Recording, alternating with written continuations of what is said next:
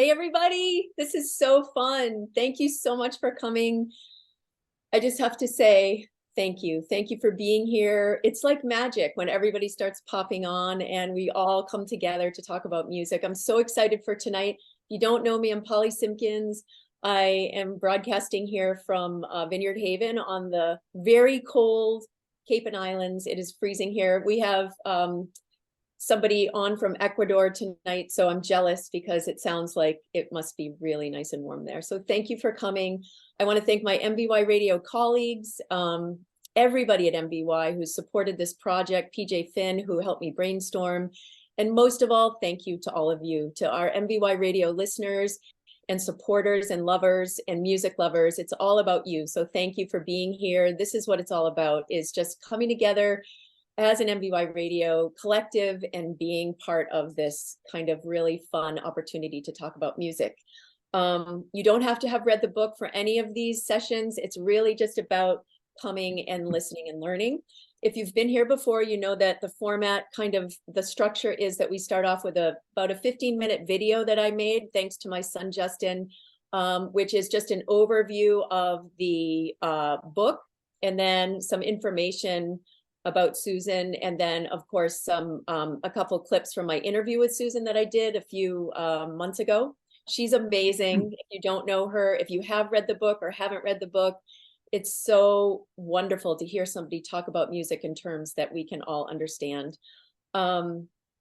Relax, cameras on or off. This is not about what you have to say or what you don't have to say.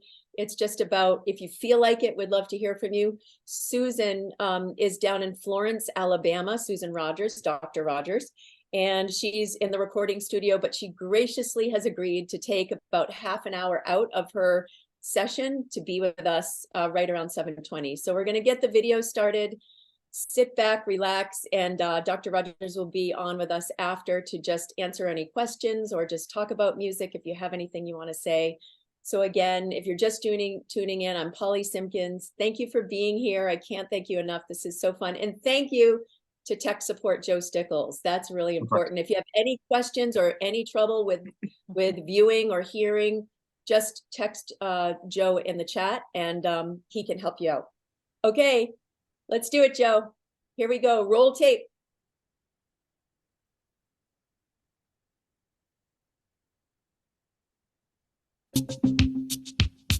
Susan Rogers is a multi-platinum, award-winning record producer, engineer, mixer, and audio technician.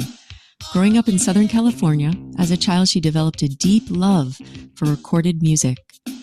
Susan moved to Minneapolis in 1983 as a technician for Prince, where she rapidly became his primary sound engineer during his commercial peak from 1983 to 1987, when she worked on recording albums such as Purple Rain, Around the World in a Day, and Sign of the Times, becoming one of the most prolific female sound engineers in music history. While working with Prince, she was responsible for initiating the process of collecting and cataloging all his studio and live recordings, as well as his music collection, affectionately known as the Vault. Susan has also worked with numerous other bands and musicians over the years, including Bare Naked Ladies, Rusted Root, David Byrne, Michael Penn, Toad the Wet Sprocket, among many others. Susan's return to academia resulted in a professorship at Berklee College of Music, where she teaches music cognition, psychoacoustics, and record production. She is also the director of the Music Perception and Cognition Laboratory, which inspired the ideas behind her book, This Is What It Sounds Like, What the Music You Love Says About You, which she co-wrote with Ogie Ogas and was published in 2022. I had a chance to sit down with Susan and talk with her about her life and her book. Here are just a few clips from our interview that briefly illustrate the brilliance and innovation that have defined Professor Rogers' groundbreaking career in psychoacoustics, academics, and music history.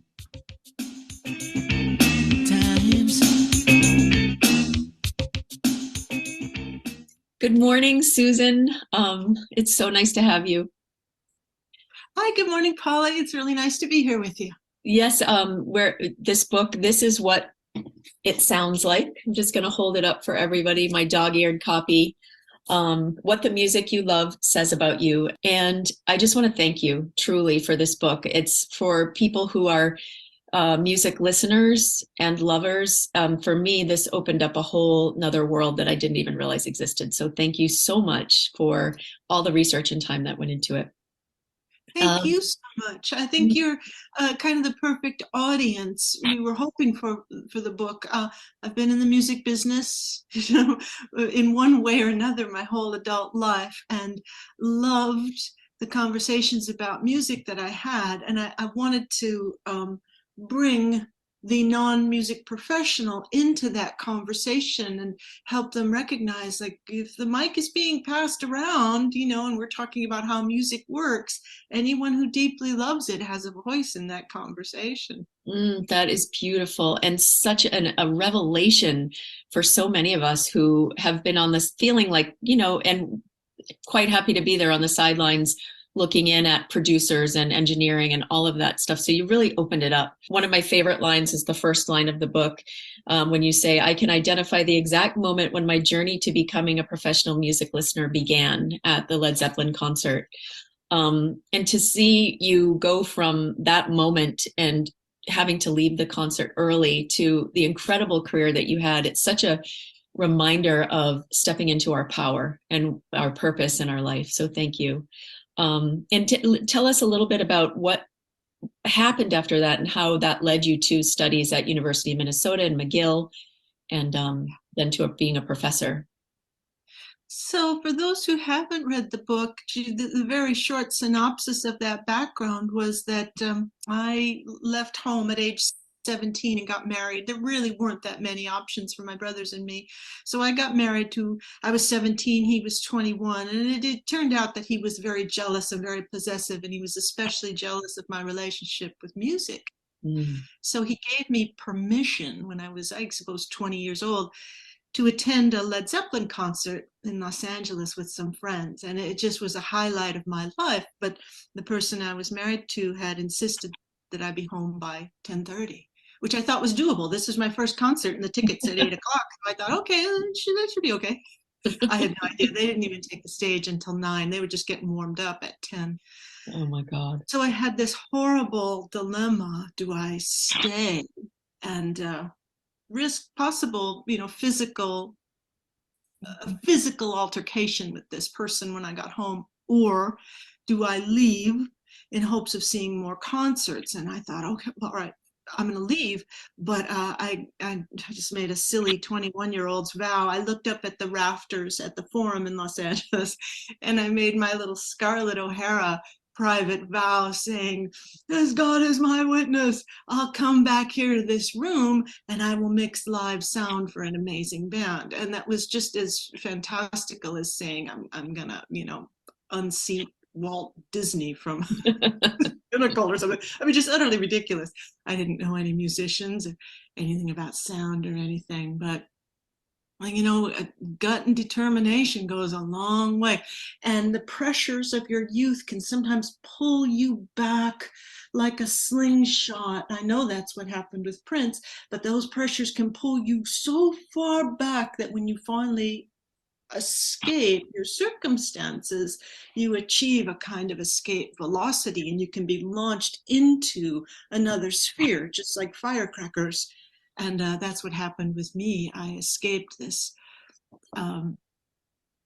very tense and unhappy and almost perilous situation and was launched into my career and never looked back. I did come back to the Forum with Prince in 1984. And I wasn't mixing live sound. I was recording the show. I was in the mobile recording truck right there for that show. So I was recording my favorite artist in the world at the pinnacle of his fame at that venue. So yes. Like, what happened directly after you left your marriage? Where did you go? What did you do? Right after the marriage, I had a roommate at my job, and she said, let's move to Hollywood. And I said, yeah, let's go. So her goal was to marry a rock star, which some people have that goal. I did not. My goal was to be a record maker. So you didn't see women as producers or engineers. And I don't think I even had the gumption to believe I could be that. But there was something I knew I could be. And that was an audio technician. I thought, my father was mechanically inclined. My brothers are. I thought, I think I can do that. And I was right. I studied electronics and all those things on my own and worked as an audio technician for at one point I was with Crosby, Stills and Nash early in my career. Wow. The late David Crosby, who just passed away. Wow. Crosby and Nash owned a recording studio in Hollywood, and I was their studio maintenance tech, repairing the equipment and keeping the sessions running. Then in '83, I got this call that my favorite artist in the world was looking to hire an audio technician. It was just the perfect matchup because Prince liked working with women, and I was an audio tech. I had all his records. I'd seen him in concert. So I got that gig and moved to Minnesota. I was with Prince through Sign of the Times and unofficially the Black Album. I did a lot of work with him in 4 years' time. After that, I came back to LA and picked up a career as an independent record maker, an engineer, a mixer, a producer on some records. Had a huge multi-platinum hit album with Bare Naked Ladies in the late 90s. Right. And back in the late 90s, you'd get these big royalty checks if you were a producer. With that money, people had the option of they could pay off their mortgage or they could build a home studio. And what I opted to do was do something I thought I would really love. I wanted to go to college. I had never finished high school. I wanted to pursue the sciences, and so I did. And I did 8 straight years, and I got a PhD in music perception and cognition. You talk about the difference between, and I love how you give it kind of cinematic references, but the difference between a producer, an engineer, and an audio tech, relating it to a producer being like a director, engineer being like a cinematographer, and audio tech, a crew person who kind of repairs things. So you kind of, you worked your way through those stages during your time, all the, as what we've talked about, but even with Prince, right? You started out, how did that trajectory work within his world? Yeah, Prince hired me as a technician, and the technicians typically work behind the scenes. They're not there when sessions are happening. They come in between sessions and repair whatever is broken or make whatever upgrades are needed. And I was happy in that role. I liked it. But Prince was so taciturn, and he didn't talk much. And if he was comfortable with someone, the last thing he wanted was to change horses midstream. He didn't want someone else coming in. So he put me to work and hired me as his technician, but he quickly transitioned me into the role of engineer. As long as I was there and knew the equipment, he figured I can go ahead and run it for him. So I joined Prince as a technician, but I left Prince as an engineer and mixer. Wow. And I love the line when you, in the book, you say you had that moment with him out on tour and you said, I just wanted to thank you for making my dreams come true. And he truly did. I mean, what an education. Yeah, he did. He was so enigmatic, but he needed to preserve his that inner core, that self, the self that is the creative individual. That's something that needs to be protected. He was this quiet enigma who was unapproachable, but deep down on the inside, he was very warm and loving. And I knew that side of him. You wouldn't see it come out too often, but boy, it was nice. It was brighter than the sun when you saw it. The particular moment backstage at the Forum when I thanked him for being the vehicle through which my dream came true, I saw that in his face, that he knew what I was talking about. I wanted to move into this. We have the wonderful, kind of the meat of your book is your chapters of authenticity, realism, novelty, melody, lyrics, and rhythm and timbre. And before I have a quote from each that I just wanted you to briefly touch on, because there's so much there and it's such a hard book to just condense.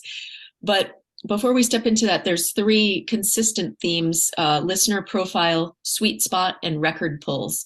And before we start talking, I thought maybe if you could just very quickly, a quick definition of those would be super helpful in case someone hasn't read the book. So I learned in grad school that there are at least 7 dimensions of recorded music, each one of which can independently give our brains a reward of dopamine release while listening. And those 7 dimensions are the 4 musical dimensions, melody, lyrics, rhythm, and timbre, and 3 aesthetic dimensions that apply to all art forms, novelty versus familiarity, realism versus abstraction, and then authenticity, performance gestures. So think of your listener profile as a constellation of 7 sweet spots. The sweet spots on those dimensions are places where a given record's dimension sounds perfect to you. The perfect rhythm for you, the perfect lyric for you, the perfect style of performance for you. That's your listener profile. A record pull is an event where music lovers get together and you go around the room and you take turns playing a record that you love. I don't mean a whole album, I mean a recorded piece of music. Play a song you love for your pull mates. And here's your job. You have to say why this record lights up your Christmas tree, why this record makes you swoon. And you can't just say, well, it reminds me of this person or that person. No, no, no. You have to say something about the record itself. It's this groove or it's this performance that just makes me swoon. It's a great thing because you have to, in order to perform this, you have to get in touch with your listener profile and be able to describe why you love what you love. And it's intimate. Your friends are learning something about your private psyche. You're sharing with them, they're sharing with you. Lyrics is such a huge thing to talk about, but just, briefly, if you want to touch on what lyrics mean to you or how you see this chapter. Lyrics bring up the psychological concept of self-congruity. So we tend to like art forms that are congruous with our sense of self-identity. And that sense of self-identity, it's, for obvious reasons, coming into formation throughout our whole lives, but it's doing most of its work in adolescence and in our youth. And when youth are almost desperate to want to be able to answer the question for themselves, who am I? So to answer that question, music is often a very simple and easily accessed tool to help you pretend to be someone else. To watch a television program or a movie or read a book takes hours, takes an awful lot longer, but a song can be consumed in 3 minutes. So we listen to the lyrics and we decide, is this the music of me? Are these the words of me? Is this lyric writer describing the person I'd want to be, a person I'd want to know? Is this lyric writer solving a problem for me, taking care of me, comforting me if I feel bad, painting pictures of perhaps a future for me, describing scenes that I know I'd like to be a part of? You analyze the lyrics in terms of your own self-identity circuits that are looking for a good match. I like using the phrase, the music of me. I mean that in the sense of when you hear music that feels like it matches your listener profile, your inner psyche, that's the music of you. So that's what lyrics do for us. And what's so beautiful about it is that it unites you with others without shape-shifting your self-identity. In the chapter I write about being comforted by Sly Stone's lyrics and identifying with Chuck D of Public Enemy. Yes. Now, I'm a woman, Chuck D is a man. I'm Caucasian, Chuck D is Black. Somewhat similar age group. I grew up on the West Coast. He grew up on the East Coast. Different profiles, different backgrounds. And yet in his lyrics, inside me, I went, yes, you're speaking for me. You're speaking for me. That's a beautiful thing. That's how music can both unite us and yet allow us to maintain our autonomy. We're standing right on the street where we live, and yet we recognize, yeah, but you're my neighbor.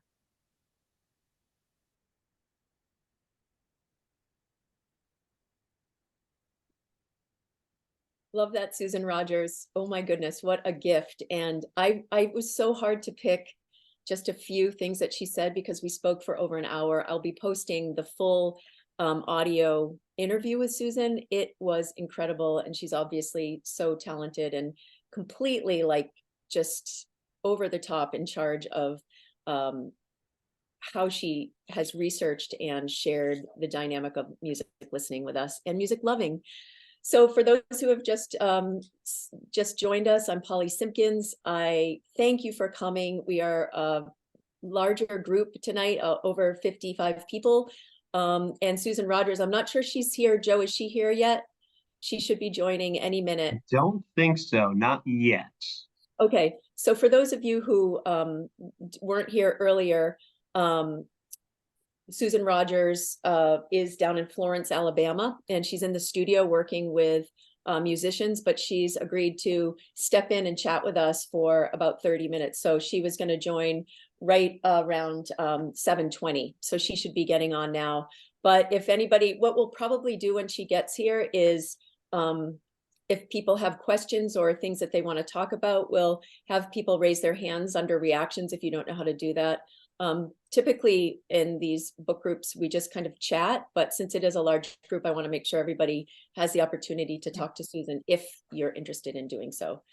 So before she comes on, I'm just going to switch to gallery view so I can see all of you beautiful people. Oh, hi, everybody. This is awesome.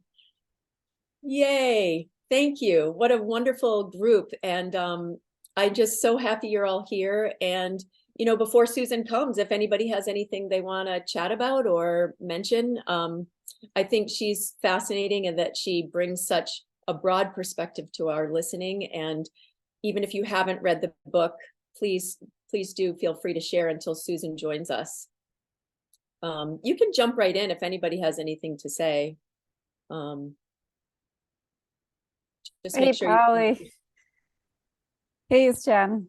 I just want to thank you for doing this book club. I've come to all of them. I think it's so much fun. And this book is possibly my favorite book I've ever read.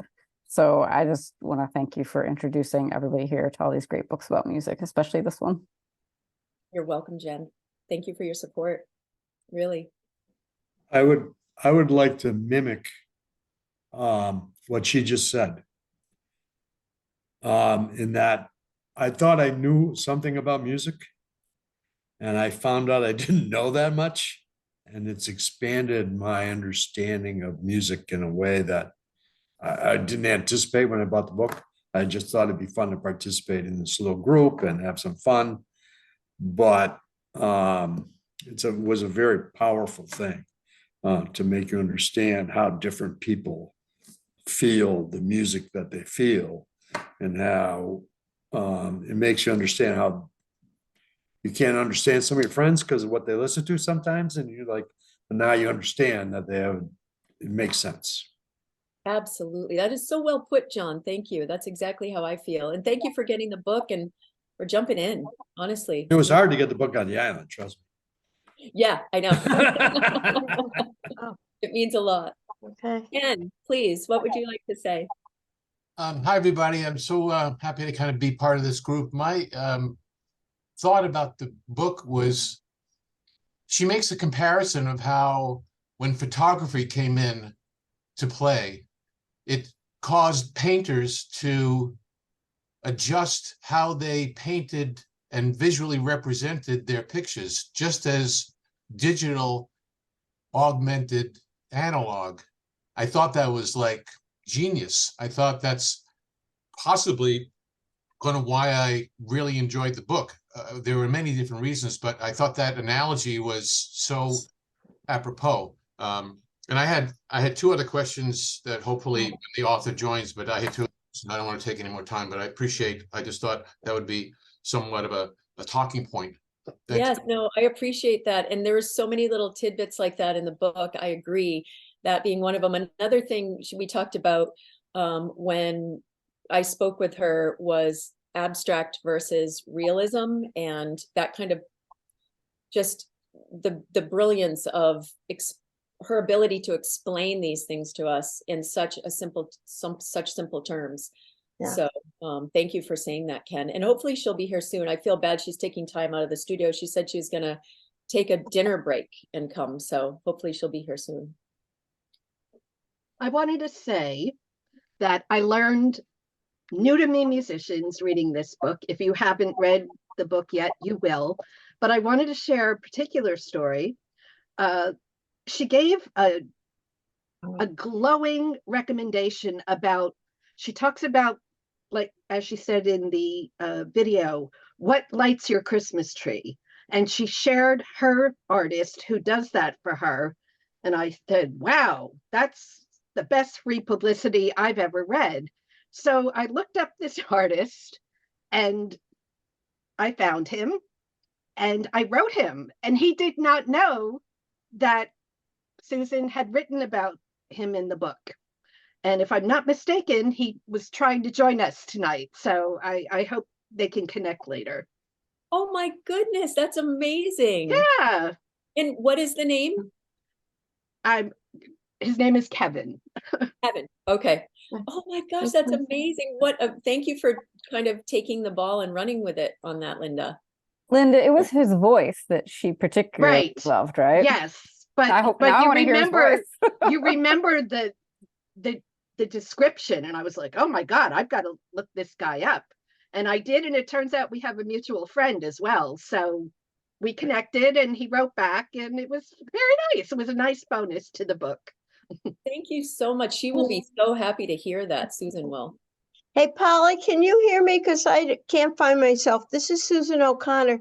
You know, this reminds me of something Jess Vanoff was doing when she was introducing new music, and why some of us would love something and some of us would go, eh? And then you'd wonder why. And now I get it. Yes, I know. I remember that. I went to a few of those. That was such a great thing that she did, and sharing, and she would give people the opportunity to say, oh, I didn't like that so much, or I did. And you're so right. It explains so much, doesn't it? And Sure does. I used to think we all listened to music, just our brains kind of were similar in how we listened. But she said there's so many things that contribute, even as she mentioned in the video, adolescence and things that, trauma or joy or certain situations, but then also the physical, like, tissue of our brains are all different. So that makes us listen differently too. So it's pretty cool. Yeah. And I'm Polly, yeah. Hi, Polly, it's Nancy in Kazakhstan. I wanted to, I didn't get a chance to read the book because I'm in Kazakhstan and teaching nursing, and I didn't have a chance to pick up a copy over the holidays when I was home for a couple of weeks.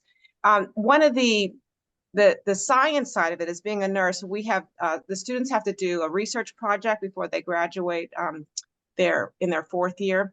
And I was trying to convince, one of my students is in the orchestra and she sings. And I was trying to get her to do her capstone on the effect of blood pressure and how music, there's a lot of evidence out there that music lowers your blood pressure.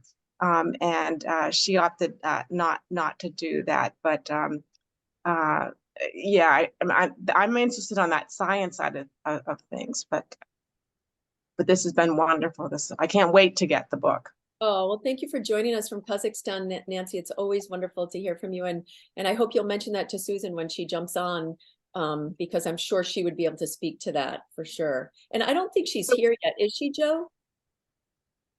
Susan, are no, you here?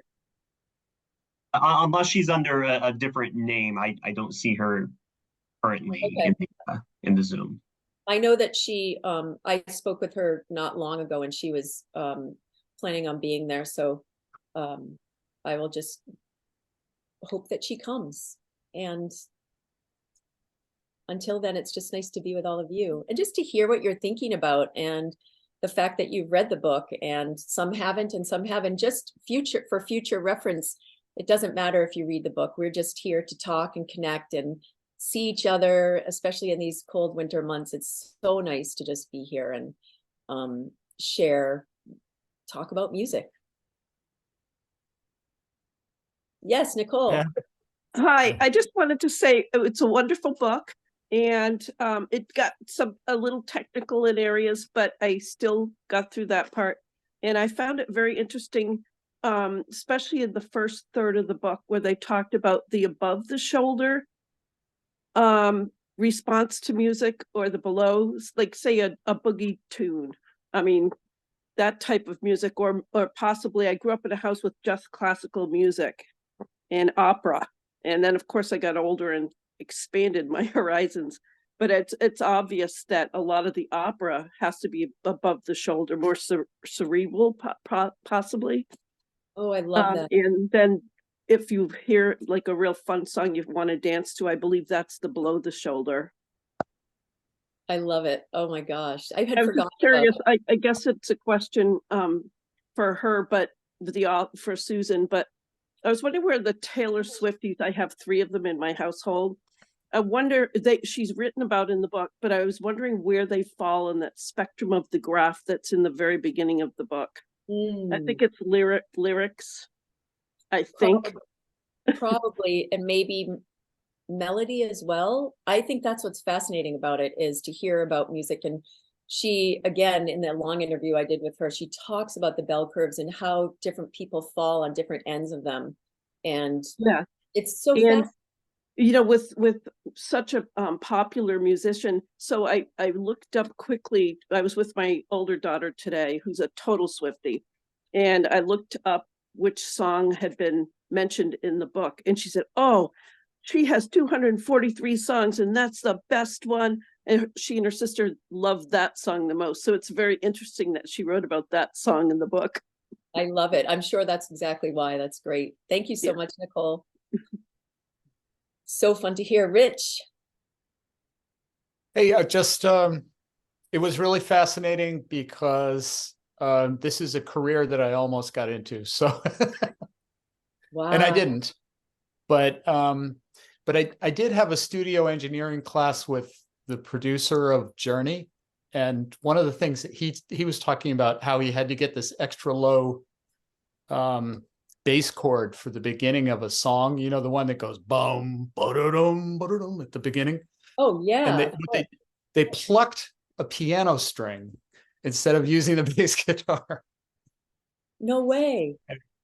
Yeah, so I mean, there's all those tricks like that, you know, and it was kind of fascinating. So anyway, great to read this. Yeah. Have you ever thought, it's funny, I was telling my husband, like, I wish I had known that was an option at, you know, sound engineering. It would have been, have you ever thought about maybe studying it again or going back to it, or no? I studied video art actually instead, but I ended up doing, you know, making money as a computer person. So oh, there you go. That's good too. But I do sound for Tibetan lamas instead. So really? There you go. Yes. Oh, that sounds amazing. And like all the chanting and chaotic is what it is. Thank you so much. Anyway, thank you for being here. Thank you. Yeah. Jen? Oh, you guys are muted. I am right now visiting my parents on the vineyard. So I heard about this on the radio and I was able to source out a audiobook. And so we've been listening to it together. And we're not all the way through, but it was quite like in the early chapter where you were to close your eyes and listen to the song. And then, you know, afterwards, so then we all talked about it and like just sort of comparing myself and my 2 parents, how we all interpreted the different songs together. It was really neat. So, wow. You know, and I don't know if, you know, because I obviously was raised by them, if I have more of a tendency to have similar images from the songs than if I was just, you know, like myself and you, Polly, you know, it was just really kind of neat. Doing it so closely with someone. Well, welcome to the vineyard. First of all, we're glad you're here. Thank you. Thank you. I know it's funny. One thing I love talking to Susan about in the book as well is I asked her actually how she did the study where, if for those who haven't read the book, she did a study about what happens to people when they listen to music. And I always thought it was just the same for everybody, but she said that they actually break it down, as you know, in the book, percentage wise, like a fair amount of people see colors and shapes when they listen to music. Another percentage of people see the band or some type of like music being performed. Other people think about memories and things that they've done when they hear that music, and it takes them into like a past time in their life. So it kind of speaks to that a little bit. And I find that just incredible. And I also told her it's kind of hard, at least it's hard for me to know. And like when you listen to music, it's a little bit hard to know what you do. Like, I'm not even sure if I can kind of put my finger on what it is that I do. But she said that with realism and versus abstraction is that you're much more likely to go on a journey and kind of have something more abstract with abstract music. But with like, say, classic rock or Taylor Swift, maybe you're more likely to, you know, visualize the actual music maker, which is so interesting to me. Nice. Food for thought. Anybody else? Hopefully Susan's on her way. She's not one to be late, so I'm wondering if she's okay. Yes, go ahead. G phone.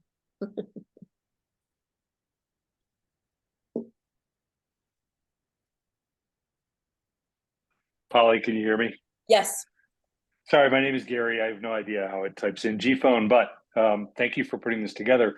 I have an interesting perspective because I started taking guitar lessons in the last 6 months. And it's really interesting because I've been thinking a lot about how music is constructed, just as I try to play it. And I realized in the book, I practically speaking, don't really pay attention to lyrics. And so I'm all about sort of rhythm and melody. And when I think about now what songs I want to play, the lyrics really matter. And so it's changed the way I think about it dramatically.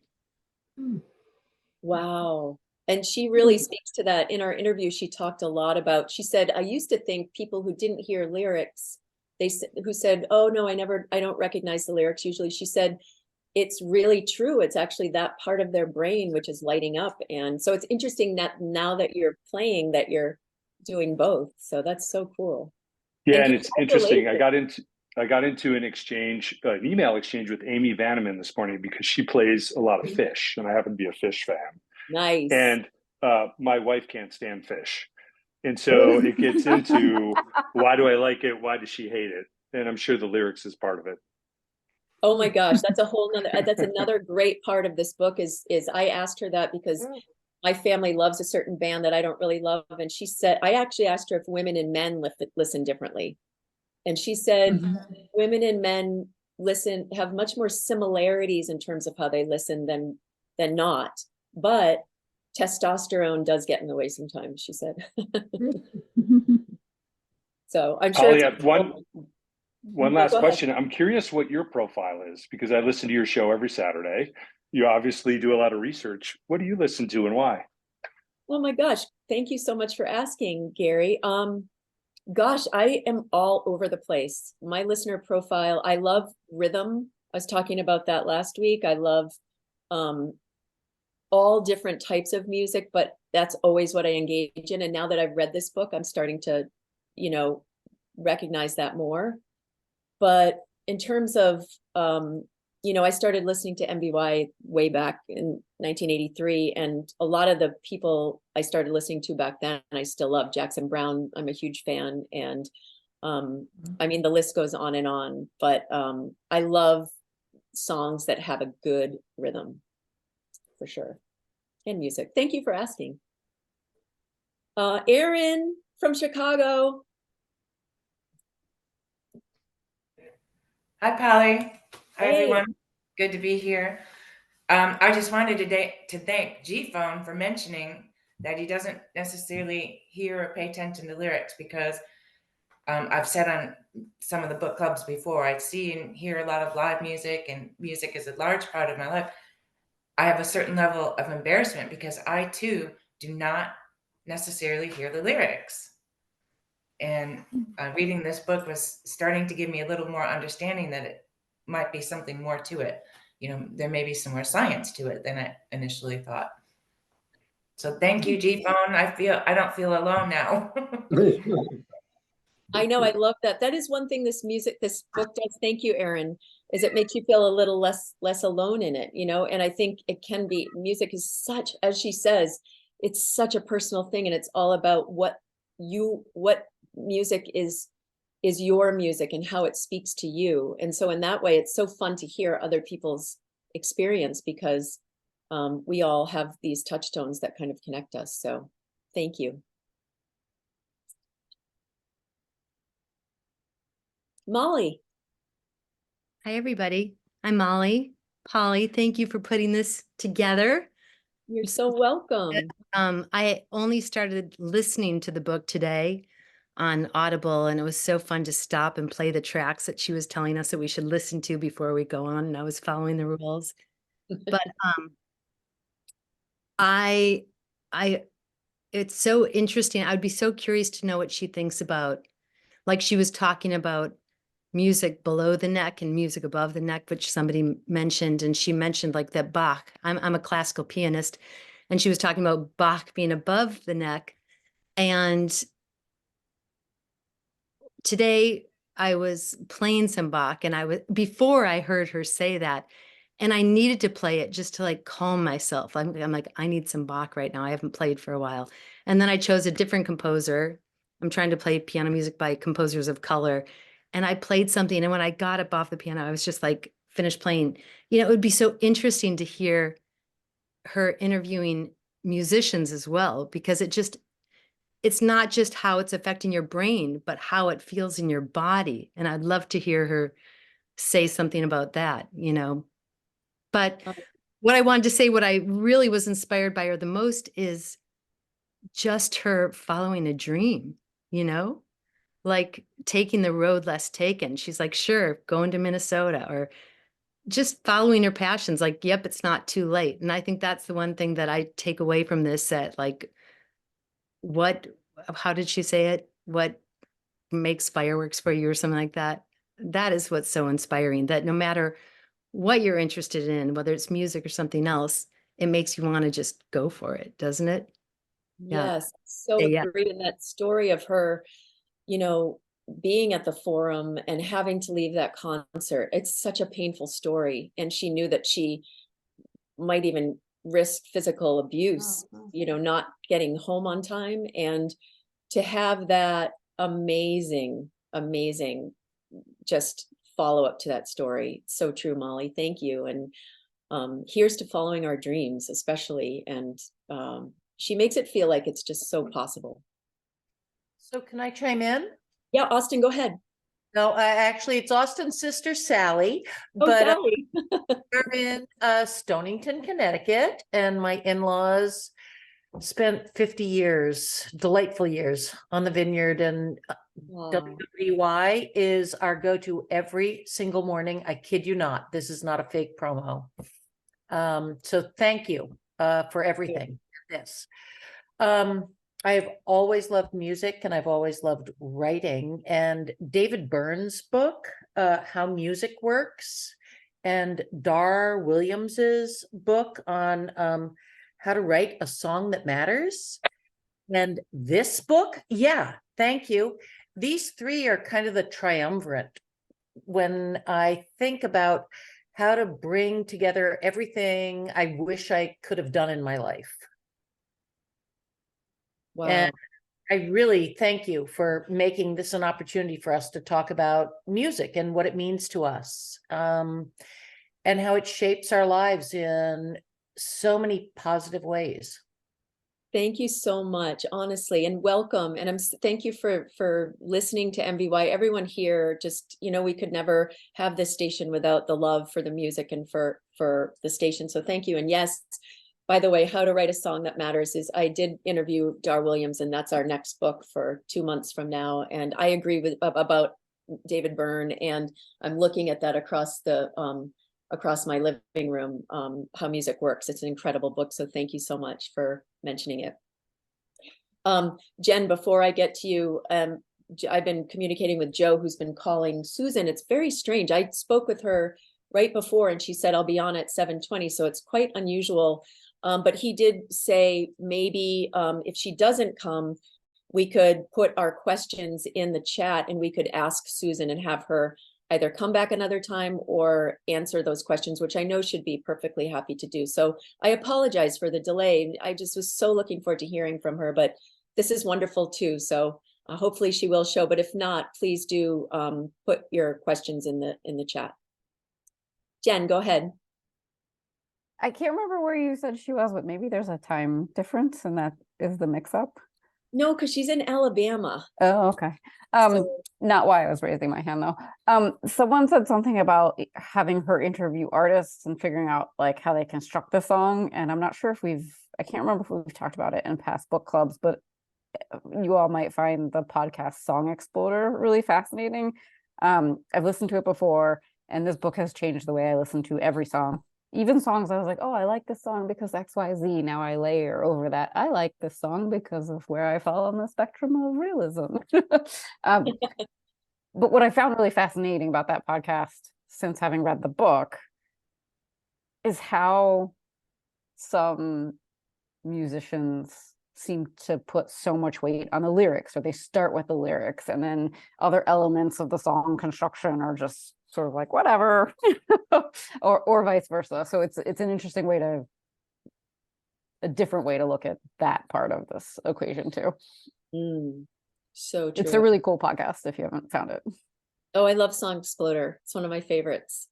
It's like I remember the one on Vampire Weekend and Harmony Hall, and they talked to Ezra Koenig from Vampire Weekend and just like exploded the song, and you just heard every bit of every little detail of how he made it. So cool. It's so fun. I wish it came out more often. I just feel like there aren't too many episodes of it. Oh, Molly's just saying that Alabama's on Central Time. Is that right? Oh, that might be the problem then. Thank you, Molly, for saying that. Is that right? I think the state might even be divided or something. All these weird things. I was like, what time is Alabama on? And I got like a few different answers. So then the general answer said Central Time Zone. I'm like, so she might be coming, but in an hour. Yeah, yeah, exactly. Oh my gosh, I never even thought of that. I thought, wow. Yeah, well, there you have it. Maybe Joe could ask her, what time is it right now? Yeah, really. I guess she hasn't been responding to Joe. Yeah, okay. I tried calling and texting and haven't received any responses, but it's probably, if she's in the studio, that would make sense. Yeah. You know. So that would mean she'll be thinking about getting on at 8:20. Mm-hmm. Okay. All right. Well, sorry about that, everyone. My mistake. I guess I just assumed, since it's straight down, that it's the same time zone. So somebody just, Meg said it's 6:46 in Alabama right now. So that's the problem. So I will probably stay on and wait for her, because I know she'll be looking forward to seeing everybody. So completely understand if people want to do that, but if not, that's okay too. We'll end at 8 o'clock and you can stick around if you'd like. So, but yeah, I feel like the beauty of this book is that it connects all of us. And I'm wondering if people have any interest in talking about like where they fall on the certain spectrums, like with realism, or I guess maybe this is a good question. What of all the points, that all the chapters that she wrote, which are more important to you? Just kind of like Gary asked me, like, what's my listener profile? Did anybody find, significance in one of those chapters for them? I know that's kind of a broad question.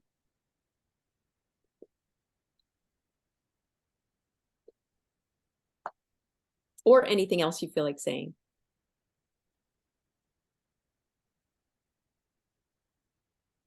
Hi, Polly. Hi. Hi there. I noticed that my taste in music has developed, and by listening to the book, when she would say things about, I a lot of my experiences are checked in with music. So different time periods or whatever music I was listening to. So I used to never like rock music.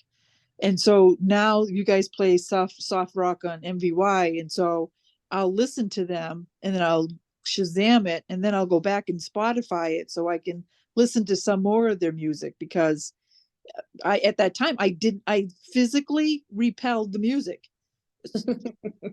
Right. Jazz, and sometimes, and I feel bad for Bill when he plays the 8 o'clock, sometimes I have to shut it off because it aggravates me, but I still will take time to listen, like the ladies' night on Thursday nights. I'll listen to that because I want to hear what the ladies have to say. And I'll painfully go through that music so that I can hear it. But I'm intellectualizing the music as opposed to trying to if I respond to it physically, I shut it off. I don't want to hear it. And I wonder what that means. I was going to ask her what that means when it comes to the neurological part of it, because I usually felt like I was open to a lot of things, and I can listen to languages and understand what they're saying in language. It's very melodic to me. But when it comes, music is one of the things that I can hear when the pianos or the guitars or anything is off. I can hear it I miss live performances and records, because you used to be able to hear a lot of when they played the instruments and stuff on it. And I was hoping that she would address something about that, about the change of music, how we went from radio to, record albums to the CDs, and then now to the digitals. It's like, I would like to hear what she has to say about that. But that's what I know. Oh, thank you for saying that. And I agree. There's I like how you explained even with the blues at 8, like how it can certain parts of the blues, resonate with you and others don't. And I know it's fascinating. And I think knowing that is wonderful. And just like you said, and I know she would love to answer that exact question. So thank you so much. Thanks for being here. Thank you. Kate. Hey, can you hear me? Yes. Oh, what I thought was really interesting was when she said there's no bad music. Like music is not good or bad. Because I used to think, is this good enough? But it's just not for me. So I just thought that was interesting. And those girls from New Hampshire, the ones that she talked about at the beginning of the book, I tried to listen to them and I didn't get it at all. Oh, I know. Were they the Shags? Yeah. Oh. Ditto on that. I know, it's so true. I didn't get the authenticity, even though, there were real people expressing themselves, but very hard to listen to. The Shags were the 3 sisters with the oppressive dad? Yes. Okay. Right. Yeah. That was hard to get, but yeah, it was crazy that it came back and producers loved it. Fascinating. Yeah. Who was it? Zappa or somebody like that who said they were genuine? Yes. Authentic. I think it was. Wow. Authentic, right. Yeah. Yeah, it's so true. And Kate, you're so right. I love that she said there's no good or bad. It makes you feel like just comfortable in your skin and how you listen. So yeah, I agree. Gary. So Polly, one of the artists that you've highlighted on your show is Nick Drake. Can you talk about just in a couple sentences, what about his music? Like all these other artists are really turned on by him. What was so unique about his music? It's a great question. I mean, speaking to this book, for me, the lyrics, I mean, his whole story about, he left the world just way too soon. Actually, this book, maybe you've heard me talk about it, but Stairway to Heaven, The Final Resting Places of Rock Legends. I love this book, and it has Nick Drake's grave in it. And on it, he wrote, or they wrote after his death, a lyric from one of his songs. And it was, and now we rise and we are everywhere. And for me, I'm such a lyric girl along with rhythm. And like for me, Nick Drake is all about what he was trying to say in such a peaceful, quiet way. So I don't know if that really is a good answer to that, but yeah, it's a really good question though. It makes you think and try to understand exactly. And I one thing I said to Susan was melody is really hard for me to understand. And Pink Moon, thank you, Leanne. Yes. And she speaks to, oh, here she is. She just came. Susan. I wonder if we can highlight her, Joe. Yep. One sec. Ladies and gentlemen, Susan Rogers, Professor Rogers. I think it's my mistake, Susan, with the time change. There she is. I feel like the world's worst. We're here in the studio. I have an alarm set.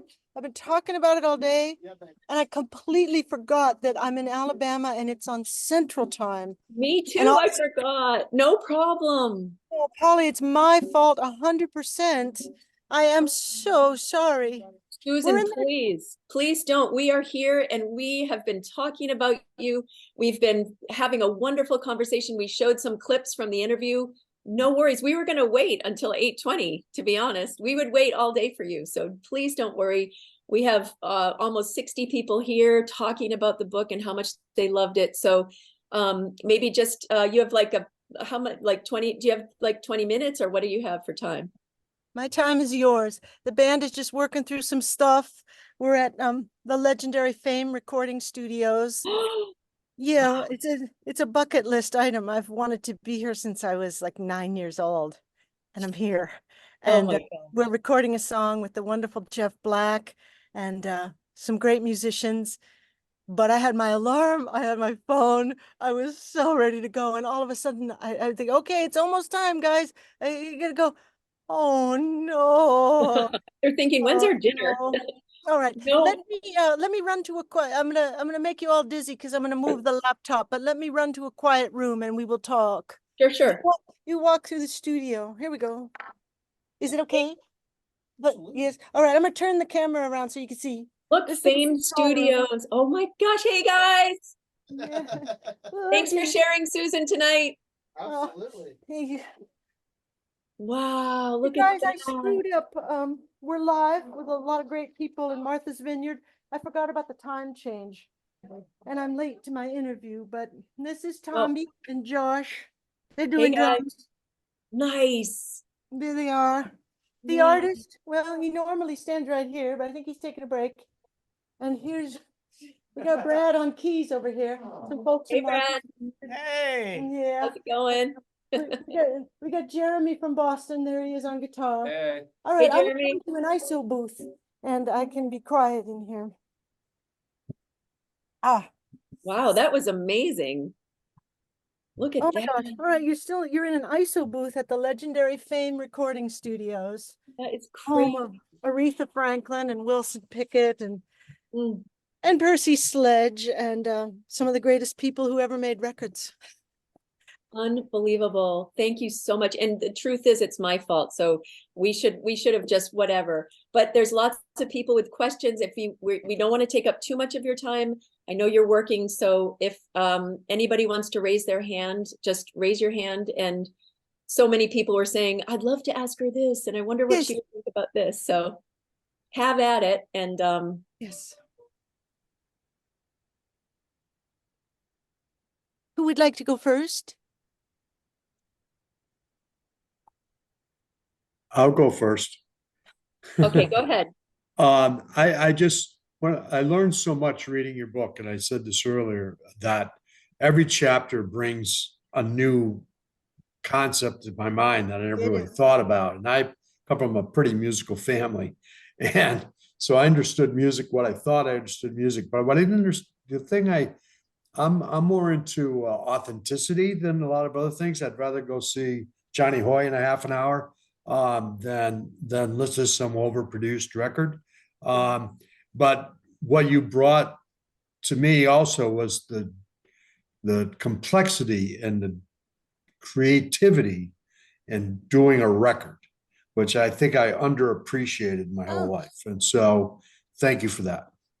Thank you for saying so. We're here in the studio right now with a variety of musicians. So we've got Jeff Black, who's the songwriter, a singer and performer. Then we've got Brad Chrysler, who is an award-winning, successful songwriter in Nashville. And as songwriters, neither one of them is the virtuoso player, you know, the triple scale player that you would see on sessions. They use their instrument to write. Then we've got with them a couple of my former students. We've got Josh on percussion and drums, and we've got Jeremy on guitar. And these are students who are now working as recording engineers. So again, none of them are virtuosos on their instrument. We've got Tommy Jordan here, who's been also a songwriter and a leader of a band. So when you've got a song and you've got 5 players who are deeply musical, but not experts with their hands and their feet and their lips, they're not expert on their instruments, but they're deeply musical. Now you're making a different kind of record. You're making a record where intentionality needs to carry more of the weight, because you just don't, it's not like a classical performer who needs to play with perfection. It's not going to happen here.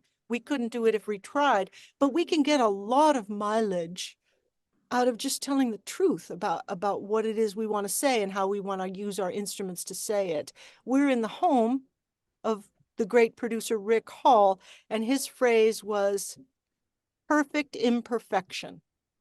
We want the elbows, we want the grease and the dirt and the stink and the noise of life put together in a way that it is perfect. So that's what we're aiming for here. And that appeals to a lot of listeners, not to everyone, but for many people, it goes right to their heart, and they understand what it is we're trying to get.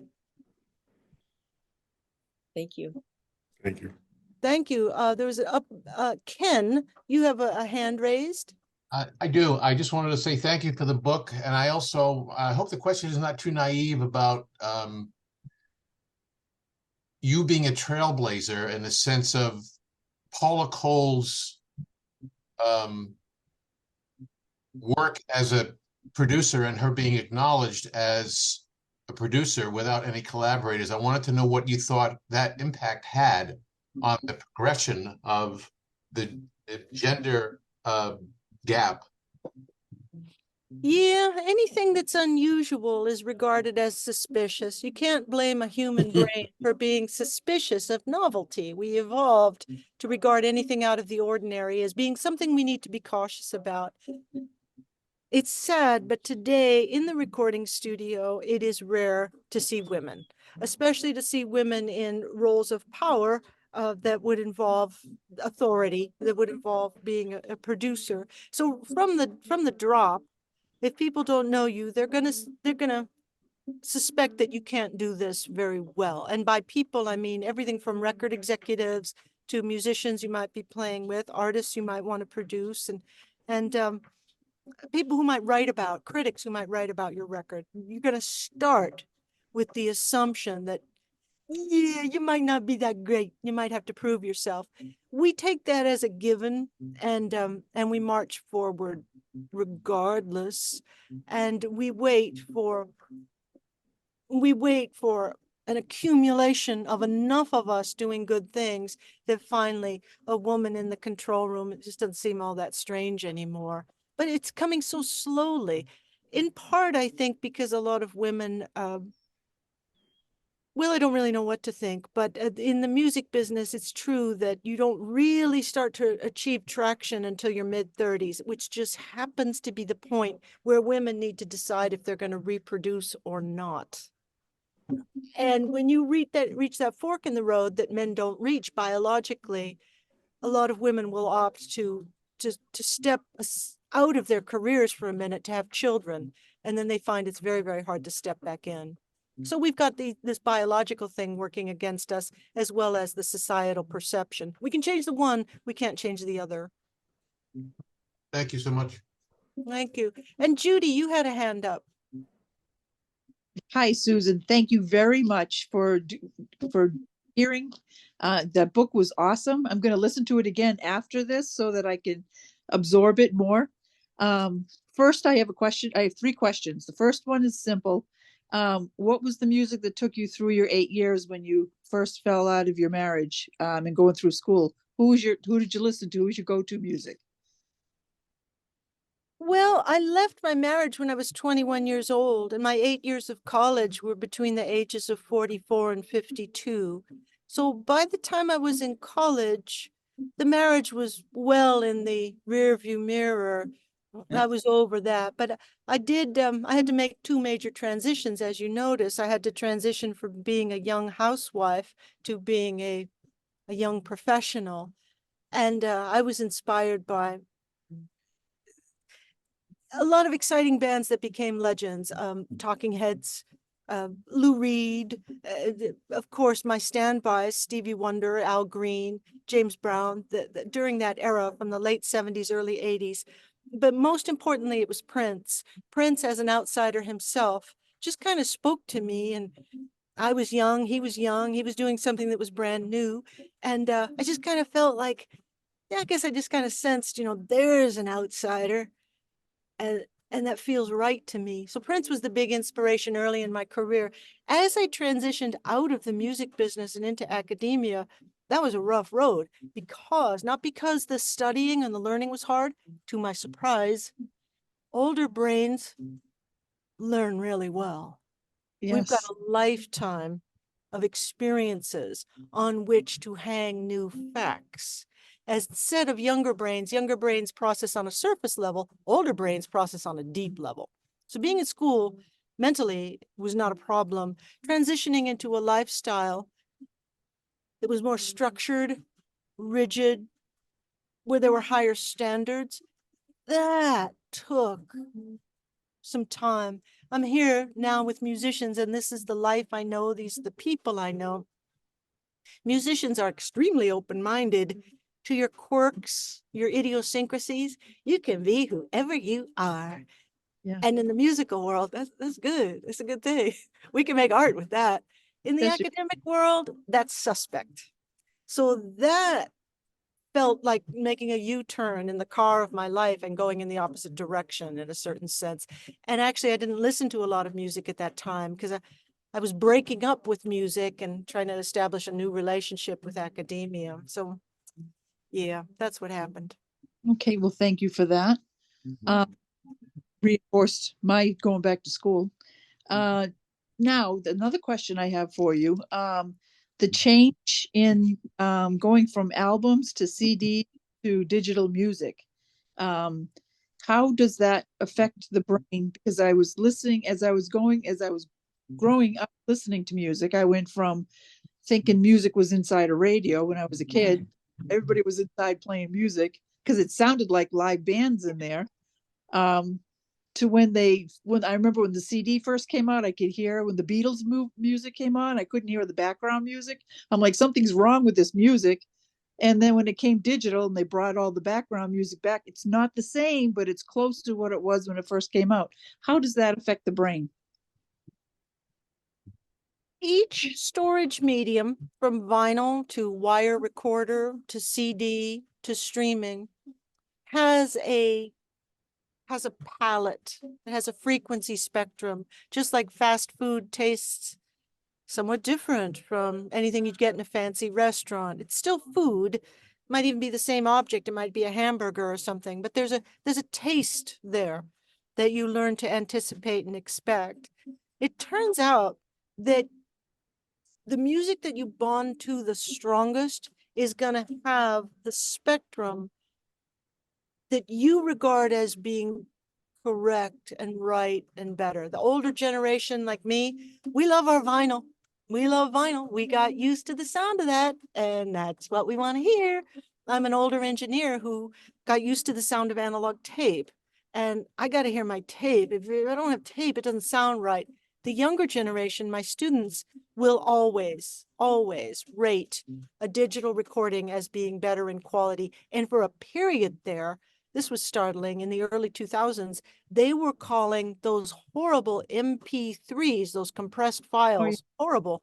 They were calling them higher quality than what I was used to and what my generation of engineers would call high quality. So you just bond to whatever you're familiar with, and your brain regards that as the standard for good. Everything else is going to be compared against that, unless you deliberately, consciously are open-minded and are willing to expose yourself to new timbral palettes, to new sounds, to new ways of new food, new tastes, new smells, and then you can learn to like the new media. Okay, well, thank you. That makes sense. That makes a lot of sense. I'm still, what do you call it, an album person. Yeah, me too. Pool 102 used to play albums all the time. I remember when they used to skip, and I'd laugh when somebody would be going on break and they'd miss the skipping. And then the last question, I played an instrument from 4th grade until I played for 8 years all through school. And then I played in church for a while, for maybe 4 or 5 years in church. And then I came back to it when I got older, played the flute in church and stuff. Oh. Hear all the instruments and knew where their parts were and all. I was trained in music. But I said to Polly earlier, I would get a physical repulsion to certain musics like jazz, or sometimes some of the blues songs. But I would intentionally try to hear the words with the blues music, but the jazz music, it would get too aggravating. It would just aggravate, and I'd have to shut it off because it would just, I'd get in a bad mood and everything. That's not good for trying to have a conversation with the music, because it's not healthy. Yeah. What can you suggest for that? Well, this is one of my favorite things in neuroscience. It's because it's funny. We've each got in our brains a left and right precuneus. And that little thing, I wrote about it a little bit in the book. That little thing is kind of a gatekeeper for what's good for you and what's not good for you. And it turns out that the precuneus is connected to the default network. The default network is a network of brain circuits that turns on, becomes active whenever we go into our own heads, when we daydream and fantasize. The default network is concerned with your sense of self, your self-awareness, your self-image, who you are to yourself.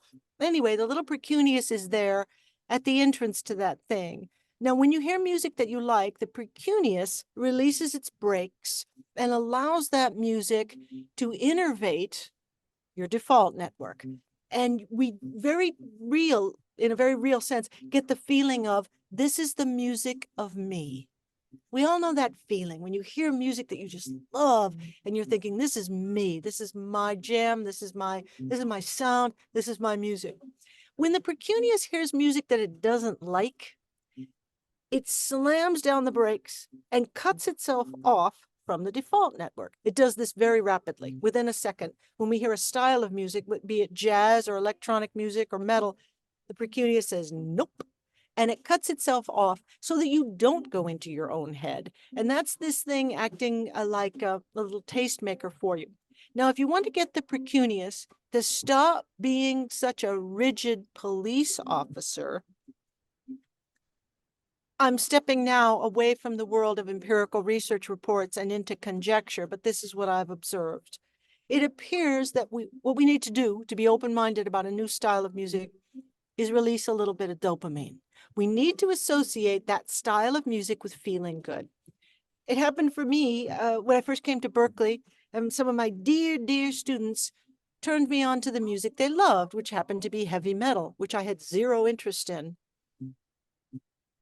But they would invite me to their apartment and listen to music with them. Very kind of them to invite teacher, who was their mother's age, invite teacher to come to their apartment, and they wanted to show teacher, this is the music we like. And they loved it so much. So we had this little triangle going where I love them, they love this music, and by default, the third leg of the triangle became connected.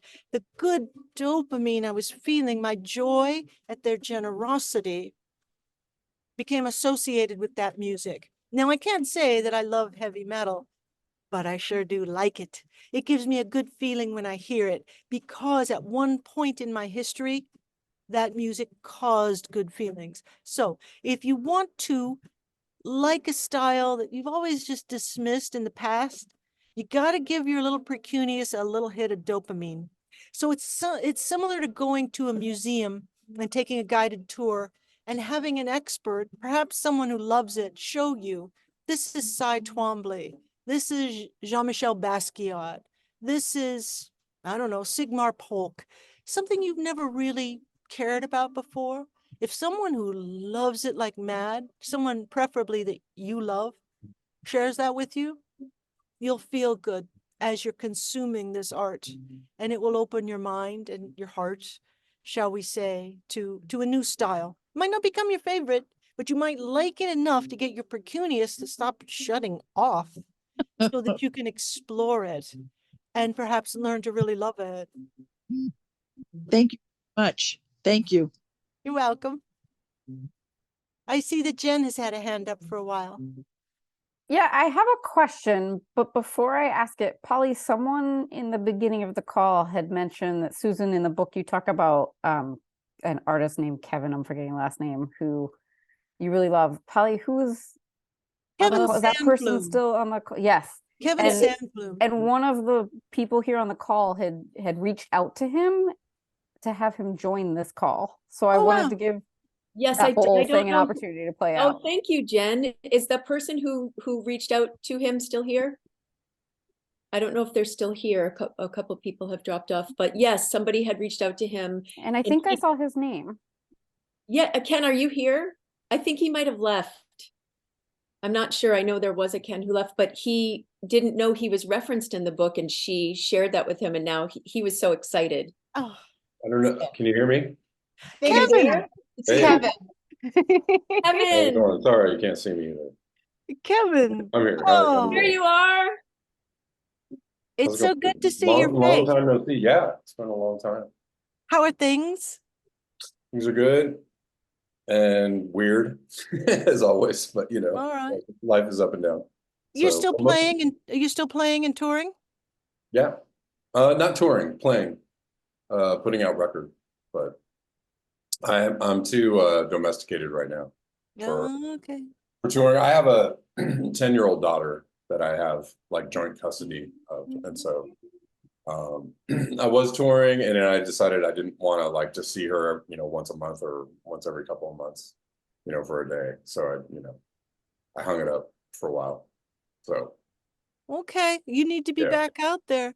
You know, I can't tell you how often your songs go through my head. I was this past weekend at the 30A Songwriters Festival in Florida, and they do rounds where they pass the guitar around and take turns singing songs. And some of the artists were very good songwriters. And then there'd be the occasional beginner who just wasn't up to speed. And as their song would play, I would mentally imagine one of your songs.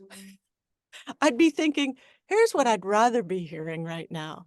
And I would mentally in my head think, how great would it be if I could hear Almighty, or if I could hear any of the many songs of yours that I love with all my heart. When I first heard you in the 90s, 30 years ago, I thought to myself, if I made music, it would be Kevin Sandbloom's music. That's how much your music just felt right to me. And this is such a mystery when it comes to music perception and cognition. How on earth can one person's life and experiences come up out of their head, enter someone else's head who has a very different life, very different experiences, different memories, different age, different generation, could be different race, different nationality, comes out of someone else's head. You pick that up like an antenna and you say, yep, now that's what I'm talking about. That's what my brain loves the best. How does that work? There are so many mysteries in music perception and cognition. Scientists are going to be busy for a long time to explain how these patterns leave one person's head, enter another's, and make the other one say, yeah, that's always been there. That's always been there in my head. This guy just sang it out loud. But I've always felt that. Isn't that beautiful? Yeah. You're still writing, I assume? Oh yeah. I just put out a record last year, and I'm gonna put out like 3 more this year. So yeah, I'm writing a lot, recording a lot. Oh, there you are. Yeah, yeah, yeah. Good, good, good. It's Yeah, writing all the time. But yeah. But thank you for the very kind words in the book. The woman who contacted me, Linda, told me about that, and I had no idea, and so it was like a really great surprise. So thank you. well, thank you very much for joining us. Do any of you have any questions for Kevin? Just gratitude for Kevin. Thank you. It's so nice that you showed up, and thank you to Linda. What a great circle. Great idea. Really, really wonderful. So much appreciated. But I'm gonna read the book, Susan, and that, you know, I really, everything you're talking about is so right on to me as well. Just how people respond and perceive music is always because it's been important in my life, right? And I even consider myself kind of a non-musician. Oh, stop. And so, well, I mean, like I didn't go to school. I taught myself to play, and so Okay. I'm not a formally educated musician. I hear it and I feel it, and then I, you know, translate whatever that feeling is. So Kevin, though, can you tell us when you started writing, you started expressing yourself musically? Tell us how the music of you kind of came about. Like, how did you know who you were musically? I didn't know that for a few years. I started kind of writing and just I was a mimic.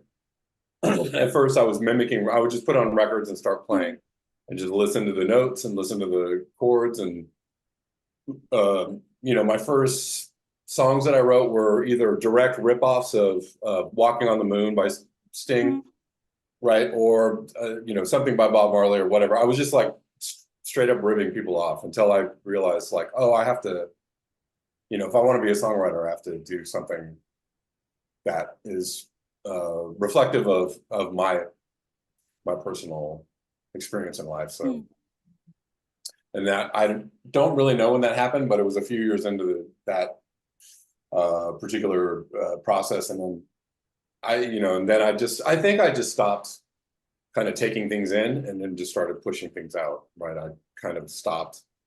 I actually kind of stopped listening to music all the time.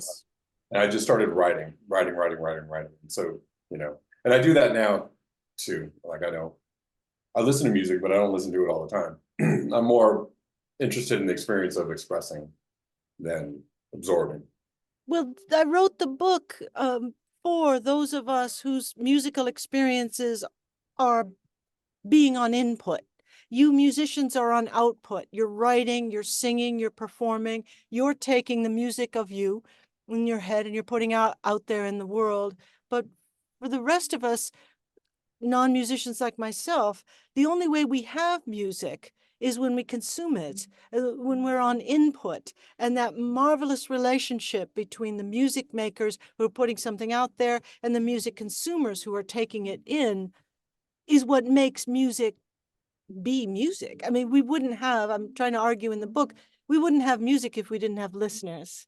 And listeners are as important a part of the process as the music generators are.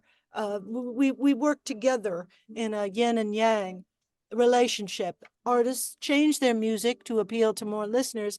Listeners choose which music they want to consume by finding the music that matches their own needs and desires. We'll never please everyone. We'll never please everyone. And we should never be ashamed of our musical taste.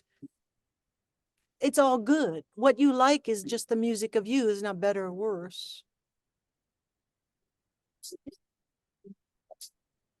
Well, I'm just listening, and so I appreciate being here, and it's really good to see you, Susan. I don't want to, you know, take up too much time, but thank you for the, you know, again, I just want to say thank you for the shout out, and you know, Keep up the good work, Kevin. And I think you've got my email address. Please write to me so I can send you a book and write you a very nice note. All right, thank you. I will. You've meant a lot to me. Thank you. Thank See you. Appreciate it. Jen, you had a question? Yeah, first, thank you so much for being so generous with your time and joining us tonight. I'm madly in love with your book. I've read it twice, and I'm sure there's more to come. I actually started out life professionally as a scientist and never found myself to be creative at all, but have been obsessed with music my whole life. So this is a lovely intersection, bringing that all together. It makes me wish I had taken your career path in life instead of my own. But two of us tonight have mentioned before you hopped on that your book made us think of a different book called The Body Keeps the Score. It's actually really about your brain and processing trauma and stuff like that. Also an amazing book that I feel like every human should read. I'm curious if you read that and or if you have any thoughts about how music, I know there's been a lot of work out there in terms of music and therapy, but I'm curious if you've done any research around the connection between music and how it can help the brain in terms of the trauma effect at all. That's a good question. My research career was very short, one, because I started late, and two, because I was not at a research institution. I was at Berklee, which is a teaching college, and didn't give me much time for research, but I know a little bit about it. We know that circuits in the brain that respond to music are circuits that respond to all emotions. As a matter of fact, sound itself is said to be a special form of touch because sound comes up through the thalamus before it even reaches the cortex. So sound itself can mediate our feelings before we're even thinking about it. Sound is well, as the late Jack Panksepp, affective neuroscientist, said, sound is a special form of touch. So music has the capacity to make us feel touched from within. It has a capacity to engage our motor system and make us move, and to engage our thoughts, of course, with the lyrics. But mostly what it does with musical intervals is it engages circuits that evolved to process the emotions in our human voice. So music can speak to us in a way that words can't. A dear friend of mine talked about belief and truth. He's a sculptor, an artist, and he says, we all know what our personal truth is, but there are some truths that are buried pretty deeply and we can't access them. We know they're there, we just can't find words for them. We can't reach them. There are other truths that are buried so deeply, we're not even aware that they're there. And this is why music can make us cry so easily, because those wordless intervals, those sounds, coupled with that rhythm, can express a feeling, a wordless feeling that wiggles its way right down into your psyche, touches that truth, pulls it up, and allows it to be experienced safely in a socially acceptable way that feels good. The artist who's singing behind me right now, Jeff Black, was performing at the 30A Songwriters Festival.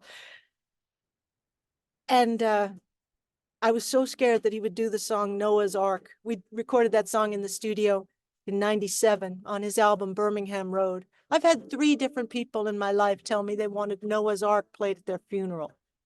It's that good. He's talking about the experience of Noah on the ark and the doubts he must have gone through and how awful it must have been out there floating around in the sea. And you don't know if you're ever going to see any land. And then all of a sudden, one day after 40 days, Noah sees that little bird. I can't even think about it without tearing up. And sure enough, Jeff's playing a show. He's on stage. He starts playing Noah's Ark, and automatically I've just got tears through the whole song. I've long ago stopped being embarrassed about things like that. It is automatic. I don't know what it means, but I know that the feeling is powerful to me. It's not the words. I'm not a religious person. The feeling in that song, the metaphor, it just kills me, wipes me out. This is why music can bring up aspects of ourselves that we might not know is there and that we kind of like to see once in a while, but we just don't know how to reach it. So it can be very healing. Of course, I shouldn't say can be, it is very healing when we're receptive to it, when we need it.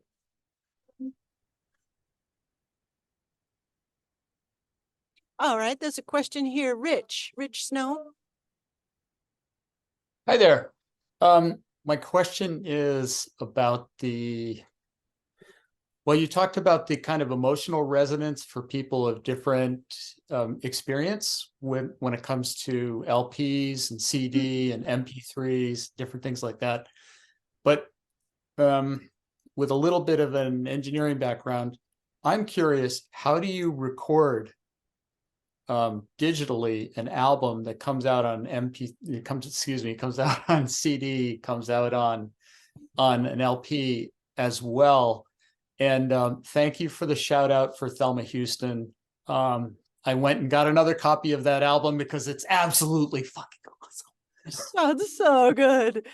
I remember listening to that when I was a young up and coming engineer and thinking, well, I'll never be that good, but that's the standard. I know I'll never reach it, but that it was insanely good, that record. It was recorded direct to disc. Yeah, you know, we don't think about it that much. And here's the reason why. When people consume music, they're consuming two objects, a musical one and a sonic one. It exists as an objective sonic signal on whatever medium you care to put it on, and it exists as music. Who's interested in the sonics? Nearly everyone is consuming the music. So when we're making records, we're really just trying to capture the music more than the sound. There are audiophiles who are intensely interested in the sound and spend a lot of money to optimize it. It's wonderful. That's wonderful. Because there are record makers who are willing to meet that need and say, oh, you want it to be pristine? I got you. Let me show you how good sound can be. And those folks tend to find each other. I think for the vast majority of us, we are listening to the music rather than listening to the sounds. Embarrassingly, when I came here to the studio on Tuesday, they didn't have some of the microphones I normally use. So I asked them, all right, well, what do you got then for kick drum? Because my favorites weren't here. And someone said, well, we got the D112. I said, okay, I'll put that on there. And I put it on. Now it's an oval shaped mic, and I wasn't sure which side was the face and which side was the back. And I thought, it's going to look really embarrassing. I've just come into this studio. You know, women are considered to be maybe not as technically proficient. These people don't know me here. I'm not going to ask the assistant engineer which side is the front. So I'm just going to put it where I think it goes.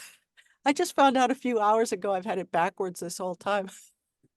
And the assistant engineer told me, he said, yeah, I saw you do that. And he said, it sounded really good. I thought, she's a genius. Who puts the microphone backward? I said, yeah, that's what I meant to do. No, it sounded fine to me. The vast majority of us are so engrossed in the end result, you know, the amalgam of these sounds, that a lot of us, we don't worry about the particulars. We use a knee-jerk reaction to go on instinct and not worry about it. Same thing with the storage medium, you know, master for vinyl, master for streaming, doesn't matter. I'm not going to listen to it anyway. I'm going to listen to the music. Yeah, because I mean, you know, I've bought some albums recently on LP, and I have to say, with some of them, I'm not as impressed as I would have been if I had gotten a CD, you know, and of course I grew up listening to LPs. So I don't know. It's just, and one of the main differences has to do with the album experience. Having been with Prince for those years, Prince loved albums. He would say, we don't make singles, we make albums. He loved albums. And in his era, in the 80s, they were 35 minutes long. And there was a side A and a side B. Each side was 17 minutes on vinyl. You had a little intermission. You play side A, you pause for a minute as you flip the record over, intermission, then you play side B. When we transitioned from vinyl to CDs, now albums could be 55 minutes long. And many of us, myself included, thought, oh no, because we didn't always have 55 minutes of good music. It would be like a stand-up comic going from a 20-minute set to an hour-long set.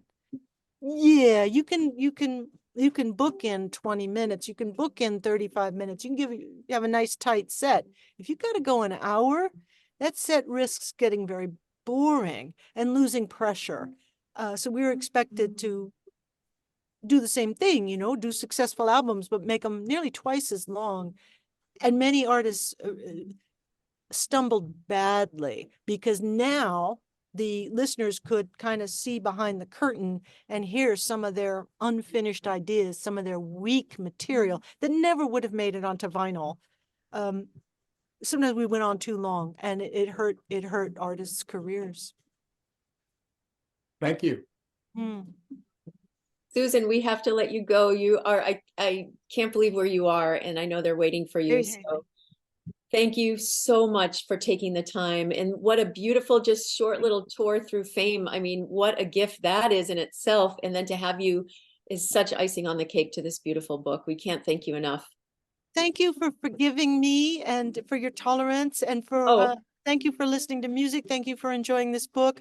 I'm glad that we could have this conversation in more ways than one. Thank you so much, Susan. Thank you. Have a Take good night. care. Good luck with the session. Thanks. Bye. Thank you. Bye. Thank you. Polly. Thank you so much. Bye. Everybody, thank you for sticking around. It's 8:34. You guys are awesome. Thank you so much for being here tonight. Sorry about the mix-up. I take full responsibility, but how great that we did get to hear from Susan. So thank you all. Just a reminder, our next gathering is Dar Williams' book, How to Write a Song That Matters. And it's not just about songwriting. It's really about living a creative life, daily practice, courting inspiration, and of course, songwriting. She has wonderful songwriting retreats, but I hope you'll join us February 21st at 7 p.m. I can't thank you all enough. Thanks for your comments, your patience, your kindness, and for listening to MVY Radio and making it the special place that it is, truly. And I hope you have a great night.